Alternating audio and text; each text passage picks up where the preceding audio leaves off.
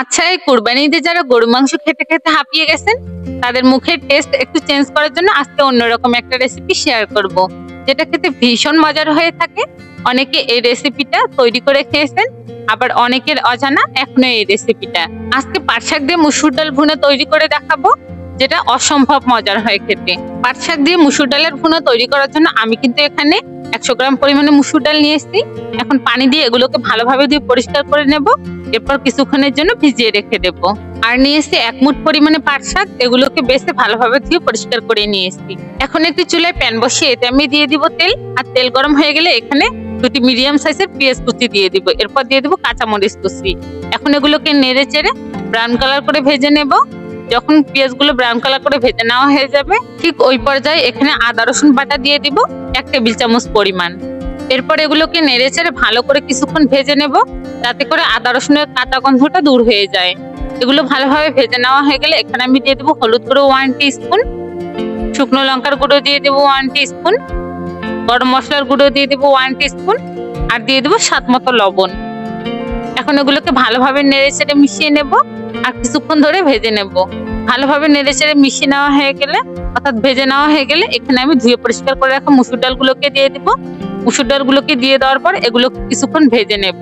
যখন ভাজতে ভাজতে মুসুর ডালগুলো এরকম শুকনো হয়ে যাবে, ঠিক ওই পর্যায়ে এখানে পানি দিয়ে দিব। পানি দিয়ে দেওয়ার পর এগুলোকে ভালোভাবে নেড়ে চেড়ে মিশিয়ে নেব, আর মিশিয়ে নেওয়া হয়ে গেলে ঢাকনা দিয়ে ঢেকে দেবো সেদ্ধ করার জন্য। মুসুর ডালগুলো যখন 70% মতো সিদ্ধ হয়ে যাবে, ঠিক ওই পর্যায়ে ঢাকনা তুলে নেব। আর ঢাকনা তুলে নেওয়ার পর এগুলোকে নেড়ে চেড়ে আগে কষিয়ে নেব। এরপর এখানে ধুয়ে পরিষ্কার করে রাখা পাটশাকগুলোকে দিয়ে দিব। ডালের মধ্যে পাটশাকগুলোকে দিয়ে দেওয়া হয়ে গেলে এগুলোকে ভালোভাবে নেড়ে চেড়ে আগে মিশিয়ে নেব। আর মিশিয়ে নেওয়া হয়ে গেলে ঢাকনা দিয়ে ঢেকে দেব এগুলোকে সেদ্ধ করার জন্য। পাটশাক দিয়ে মুসুর ডালটা ভুনা করলে কিন্তু সত্যি অস্থির লেভেলের টেস্ট আসে। আমি ঢাকনা তুলে নিলাম। এরপর মুসুর ডালগুলোকে নেড়ে চেড়ে একটু কষিয়ে নেব। আর কষানো হয়ে গেলে এই মুসুর ডালগুলোকে আমি একটি বাটির মধ্যে ঢেলে দেব। এরপর ফোড়নের জন্য এখানে দিয়ে দেব তেল, আর তেল গরম হয়ে গেলে এখানে একটি ছোট সাইজের পেঁয়াজ কুচি করে দিয়ে দেব। এরপর দিয়ে দেব রসুন কুচি।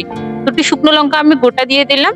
এরপর 3-4টি শুকনো লঙ্কা আমি এখানে ভেঙে দিয়ে দিলাম। এরপর এগুলোকে ব্রাউন কালার করে ভেজে নিয়ে এখানে বাটিতে তুলে রাখা ডালগুলোকে দিয়ে দেব। এরপর এগুলোকে ভালোভাবে মিশিয়ে নিয়ে একটু ঢাকনা দিয়ে ঢেকে দেবো 2 মিনিটের জন্য। এতে করে ফোড়নের যে সুন্দর একটা ফ্লেভার আসে, সেই ফ্লেভারটা কিন্তু ডালের মধ্যে ঢুকে যাবে। ঢাকনা তুলে এগুলোকে নেড়ে চেড়ে মিশিয়ে নিলে কিন্তু আমার ডালটা একদম রেডি। এখন এই ডালটাকে আমি নামিয়ে সার্ভ করে নেব। পাটশাক দিয়ে এই মুসুর ডাল ভুনার রেসিপিটা কিন্তু অসম্ভব মজার হয় খেতে। অবশ্যই একবার আপনারা বাসায় তৈরি করে দেখবেন। আমার বিশ্বাস এই রেসিপিটা আপনাদের কাছে অনেক বেশি ভালো লাগবে।